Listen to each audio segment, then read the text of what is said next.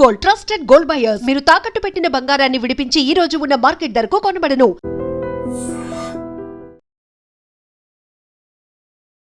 నమస్కారం, welcome to I dream. ధర్మ మార్గం విత్ విజిత కార్యక్రమానికి స్వాగతం.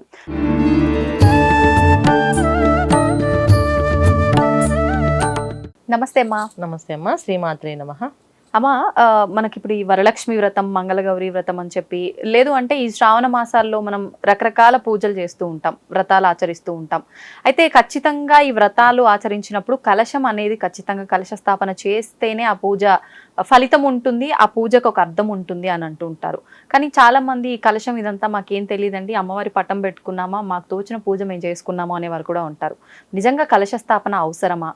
అవసరం ఉంటే అంటే మరి ఏ రకంగా చేయాలా కలశ పూజ, ఇవన్నీ కూడా వివరించండి. తప్పకుండా అన్న. కలశం పూజ అంటే సంకల్పం అనేది అర్థం. అంటే మనం ఏ సంకల్పించి మనం పూజ చేస్తున్నాం, ఏ దేవతకి పూజ చేస్తున్నాం, ఏ దేవతని ఆరాధిస్తున్నాం, ఆ దేవత ఎక్కడ రమ్మని చెప్తున్నాం అండి.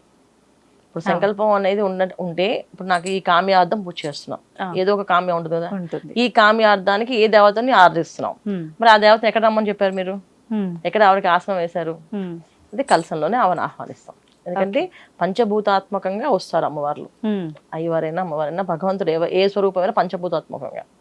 సో ఎందుకంటే నీళ్ళని కలశంలో నింపి దాంట్లో నాణ్యాలు వేసి ధాన్యం కాస్త వేసి కలశం ఆరాధన చేసి దాంట్లో కలశంలో ఆహ్వానిస్తాం. అది నీళ్లు వేయాలి. కొన్ని ప్రాంతాల్లో బియ్యం కూడా వేస్తుంటారు కదమ్మా, వాటర్ కాకుండా. ఇది కలిసారి ఏంటంటే వైభవ లక్ష్మి పూజలు ఇలాగే 9 వారాలు 41 రోజులు పూజలు దీక్ష ఉంటుంది. అప్పుడు నీళ్లు కంటే బియ్యాన్ని వేయమని చెప్తాం. ఎందుకంటే నీళ్ళతో కొంచెం నిండుకోవడం అది అంటే ఆవిరి అవ్వడము కాస్త తగ్గిపోవడం అవుతుంది, దాన్ని నిండుకుందాం అంటాను. సో ఇలా కాకుండా ఉండడానికి కోసం అని చెప్తాం.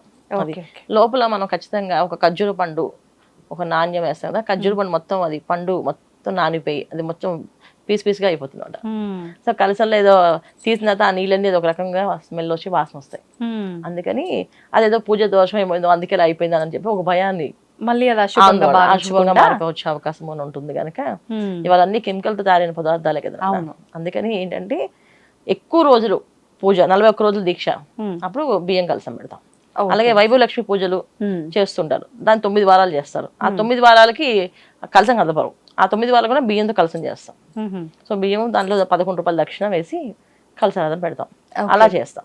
ఇప్పుడు మామూలుగా మనం సత్యనారాయణ వ్రతము, వరలక్ష్మి వ్రతము ఇలాంటి వ్రతాలన్నీ కూడా ఒక రోజు పూజ ఉన్నది మాత్రం నీళ్ళతోటి చేయాలి, అదే శ్రేష్టం. పసుపు కుంకుమ నాణ్యాలు తర్వాత ఖర్జూర పళ్ళు, పసుపు కొమ్ము. పసుపు కొమ్ము కూడా పసుపు కొమ్ముగా నీళ్ళలో వేసి పెడతాం. అంటే పసుపు వేస్తే శుద్ధి అది ఏ దోషం ఉన్నా అది దోషం నివారణ అయిపోయి శుద్ధి అయిపోతుంది ఆ జలం. అందుకే వేస్తాం పసుపు కంపల్సరీగా. పసుపు కొమ్ము అందులో వేసి చేస్తారు పూజ. ఇది కలసారాధన. అంటే మన సంకల్పం బలం బట్టి మన దేవతను ఆరాధిస్తాం కనుక కలసం పెట్టాలి. ఏదో అమ్మవారు పూజ చేసుకుంటానంటే అది సంకల్పం లేని పూజ, నిత్య పూజ. ఇప్పుడు నిత్య పూజ చేసుకుంటాం. నిత్యం చాలా మంది ఏంటంటే శివుడికి చేస్తారు, కొంతమంది అవును నాకు శివుడు అంటే ఇష్టం శివుడికి చేస్తారు, కొంతమంది అమ్మవారు ఇష్టం అమ్మవారు చేస్తుంటారు. అది నిత్య పూజలో వస్తుంది. అవును. కామ్యార్థం పూజలు అంటే కలశ స్థాపన. సో కామ్యం అంటే ఏదో ఒక వివాహం అవ్వడానికో, లేదా ఉన్నత స్థానాలకు ఉద్యోగాల్లోకి వెళ్ళామనుకో, లేదా వ్యాపార అనుకూలత కోసము, లేదా వివాహ ప్రయత్నాల్లో అమ్మాయిలను అబ్బాయిలను చేసే ప్రయత్నాల్లోనో ఇలాంటి కామ్యార్థాలు అంట పెట్టి ఈ కామ్యానికి ఒకరికి మనం పూజ చేస్తే మాత్రం అది కలశ స్థాపన చేసి ఆ పూజ అంతా అయిపోయిన తర్వాత ఆ కలశం కదిపి దాంట్లో నీళ్లు జలాన్ని వీళ్ళు ప్రోక్షణ చేస్తారు, ఇల్లంతా ప్రోక్షణ చేస్తారు. కోరికతో మనం ఏదైతే ఆచరిస్తున్నామో దానికి ఖచ్చితంగా కలశ స్థాపన ఉండాల్సింది, కంపల్సరీగా ఉండాలి. మరి ఇప్పుడు ఉదాహరణకు మనం ఈ శ్రావణ మాసంలో చేసే వరలక్ష్మి అమ్మవారి పూజకి కలశ స్థాపనే చేసామనుకోండి, అంటే మొదట మనం పసుపుతో గణపతిని గౌరీ అమ్మవారిని ఆరాధించిన తర్వాత కలశం పూజ చేయాలా, లేదంటే గణపతి పూజ అయిపోగానే కలశ పూజ చేయాలా? ఏ విధంగా అమ్మ ఈ విధానం? ఫస్ట్ గణపతినన్నా ఎప్పుడైనా సరే ఎక్కడైనా సరే ఫస్ట్ గణపతి పూజ. గణపతికి పూజ షోడశనామాలు కానీ గణపతి అష్టోత్తరం కానీ చేసి నైవేద్య ధూప దీప నైవేద్యాలు ఆయనకి చేసిన తర్వాత నెక్స్ట్ దేవతని ఆరాధిస్తాం. అక్కడ కలశంలో అమ్మవారిని కూర్చోబెడతాం కనుక కలశం ముందు ఇప్పుడు ఈ పసుపు గణపతి ఉన్నారు కదా, ఆ గణపతిని ఇలా ఉంటుంది కదా, కదిపినప్పుడు ఏం చేస్తారు, గణపతిని ఇలా నొక్కుతాం, అప్పుడు గౌరీదేవి అవుతుంది. అదే పసుపు ముద్ద మళ్ళీ ఇంకో ముద్ద పెట్టాం, అదే పసుపు ముద్ద, అది గౌరీదేవి. ఆవిడ గౌరీదేవి, ఆవిడ లక్ష్మీ అమ్మవారు. సో మళ్ళీ అక్కడే పూజ స్టార్ట్ చేస్తాం. అంటే సపరేట్ గా 2 అవసరం లేదు. ఒకటే చేస్తాం. గణపతి అయిపోక ఉద్వాసం చెప్పగానే తీయగానే గణపతిని తీసేస్తారు, అక్కడ తీయం.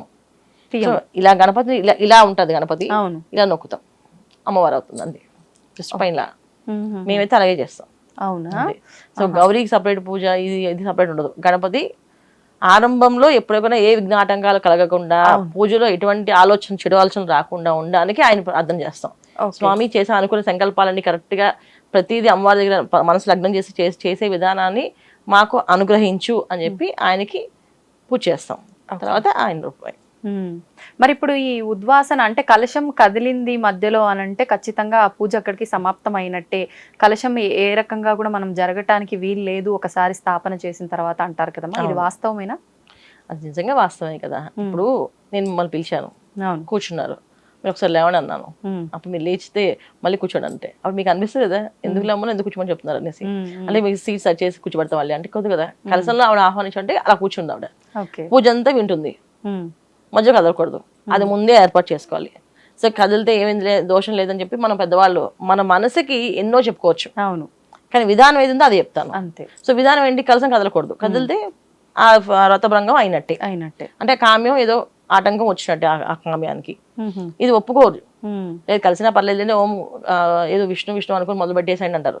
అదేంటి, మానసిక ప్రశాంతత కోసం.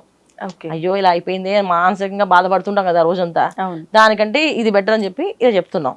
అలాగని ప్రతిసారి దాన్ని ఇష్టం వచ్చినట్టు పెట్టకూడదు. చక్కగా కూర్చుందంటే కలసం కదలకుండా అన్ని ఏర్పాటు చేసుకోవాలి వీళ్ళు ముందే. ఎప్పుడైతే స్టార్ట్ అయ్యిందో పూజ, ఆ కలసం కదలకుండా, కలసాన్ని చేతి తగలకుండా, కలసం నుంచి ఏవి పడకుండా అన్ని ముందే పెట్టుకోవాలి. పెట్టుకున్నాకే స్టార్ట్ చేయండి, ఇబ్బంది లేదు. ఒక 10 నిమిషాలు లేట్ అయినా పర్లేదు, కలసం చూసుకొని పెట్టుకోండి. మరి ఇప్పుడు పూజ అంతా అయిపోయిన తర్వాత అంటే కొంతమంది పొద్దున్న చేస్తారు, కొంతమంది ఆ రోజు సాయంకాలం చేస్తూ ఉంటారు. ఆ రోజు నైటే పూజ అనంతరం కదపాల్సి ఉంటుందా, లేదంటే మరుసటి రోజు ఉదయం కదిపి ఆ తర్వాత తీయాల్సి ఉంటుందా? ఏదైనా మరుసటి రోజేనా? మరుసటి రోజే ఏదైనా సరే ఆ రోజు చేసే కొన్ని ఉంటాయి. చండీ హోమాలు చేస్తే చండీ అమ్మవారి పూజ అంతా అయిపోయిన తర్వాత అప్పుడు ఆ హోమం అయిపోగానే అది తీసేస్తారు కలసం. అది కొన్ని హోమాలకి. ఇంట్లో వ్రతాలకి మాత్రం మరుసటి రోజే మళ్ళీ దీపారాధన చేసి ఒక కొబ్బరికాయ కొట్టి హృదయం ప్రవేశయామి అనాలి ఆవిడ్ని. అంటే జనగా యథాస్థానం ప్రవేశయామి అంటారు. యథాస్థానం అంటే ఆవిడ ఎక్కడి నుంచి వస్తుంది, వైకుంఠం నుంచి వస్తుంది. అంటే వైకుంఠం వెళ్ళిపోని చెప్పి అర్థం. మనం హృదయ స్థానం ప్రవేశయామి దండం పెట్టుకోవాలి. అంటే మా హృదయంలో ఎప్పటికీ ఉండమ్మా, మా హృదయంలోనే ఉండాలి, నువ్వు మమ్మల్ని వదిలి వెళ్ళొద్దు అని చెప్పి అనుకోవాలి.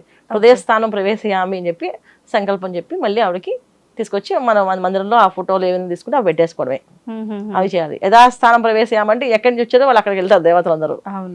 ఇప్పుడు ఈ కలశంలో ఉన్న నాణాలు, ఈ ఖర్జూరము, పసుపు కొమ్ము ఇవి ఏం చేయాలమ్మా? నీళ్ళు అంటే సరే మనం చెట్లకు పోస్తూ ఉంటాం, ఆ నీళ్ళు మనం అందరం కాస్త ప్రోక్షణ చేసుకొని స్నానాలు చేసినప్పుడు అందరూ బకెట్లో కొంచెం వేసుకొని స్నానం చేసేయాలి. అవునా? చేస్తే మనలో ఉన్న దుర్గుణాలన్నీ బయటకు పోతాయి. అంటే చెడు ఆలోచనలు, చెడు మనసులు, ఏదో కొంతమందికి వేరే వేరే కామాల ఆలోచనలు కూడా ఉంటాయి, అలాంటివన్నీ బయటపోతాయి. అందుకే స్నానం చేసేయాలి. ఈ ఖర్జూరం, పసుపు కొమ్ము ఇవన్నీ కూడా పసుపు మొత్తం నానుతుంది, అది శుభ్రంగా మనం రాసేసుకోవాలి, మొహాన్ని రాసేసుకోవాలి.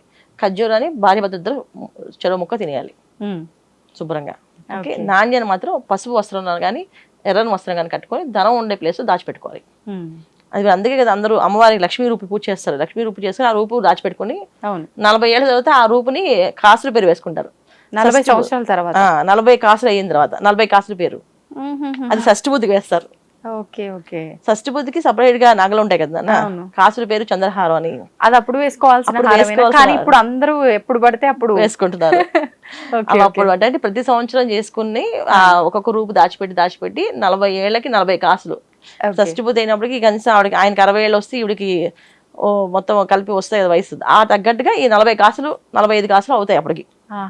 ఈ దాన్ని కాసుల పేరు చేసుకొని వీళ్ళు ఆ రోజు షష్ఠి బుద్ధి రోజు అలంకరిస్తారు. అందుకని ఎవ్రీ ఇయర్ ఒక కాసు ఖచ్చితంగా ఉండాలి అని చెప్పి చెప్పుకుంటారు.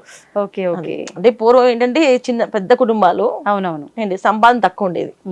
అందుకని ఆ సంపాదనలో అందరూ వ్రతం చేసుకోవాలంటే అప్పుడు ఒక గ్రామ బంగారం 100 సంవత్సరానికి అని చెప్పి కొనుక్కునేవాళ్ళు. ఇవాళ బంగారాలు ఎప్పుడు పడితే కొనేసుకుంటున్నారు అనుకోండి. కానీ అప్పుడు ఏంటంటే బంగారం అపురూపంగా ఒక రూపు కొనుక్కొని అమ్మవారికి పూజ చేసి ఆ రూపు దాచిపెట్టుకునేవాళ్ళు వాళ్ళ గుర్తుగా. ఈ వివాహం అయిన దగ్గర నుంచి అది షష్ఠి బుద్ధి రోజున ఆ కాసుల పేరు చంద్రహారం అని చెప్పి చంద్రహారం చేయించుకుంటారు. చంద్రహారం అవన్నీ వేసుకునేవాళ్ళు. అది అవి వేసుకుంటేనే ఇంకా వీళ్ళకి షష్ఠి బుద్ధి అయిపోయింది అర్థమయ్యేది మనకి. ఎప్పుడైతే పెళ్ళిలో ఆది దంపతులు అంటాం కదా, వాళ్ళని పెద్ద ముత్తైదు వచ్చిందంటే ఆవిడ ఆశీర్వాదం తీసుకోవడానికి షష్ఠిభూతి అయింది అడగట్లేదు, అవును. ఆవిడ కాసుపేరు వేసుకుని వస్తే ఇంకా షష్ఠిభూతి అయిపోయింది ఎవరికని అనుకోవచ్చు. కానీ ఇప్పుడు ఆ ఎరుక అనేది లేదు, ఇంకా అంత కామన్ అయిపోయింది కాబట్టి. కలియుగం కదా, అన్ని అలాంటి ఎన్నో మార్పులు వస్తాయి, ఇంకా అంతే. చూస్తూ ఉండాలి. అవునవును. అంతే. నమస్తే అమ్మా, ధన్యవాదాలు. అమ్మా, శ్రీమాత్రే నమః. శ్రీమాత్రే నమః. దీన్ని తవ్వండి, తవ్వుతూనే శివలింగం. పరమాత్మకు జీవా సరే దాన్ని అట్లా కప్పేసేయండి, చూపించదండి. Krishna is there. మూర్తి పూజ కాదు, సాక్షాత్ బ్రజేంద్ర నందన భగవాన్ ఉన్నారు మూర్తిలో. ఏమీ ఆశించకుండా ఆరాధించే వాళ్ళు కూడా ఉన్నారా ప్రభుజీ? నిజమైన భక్తి అంటే మనకు తెలియదు కాబట్టి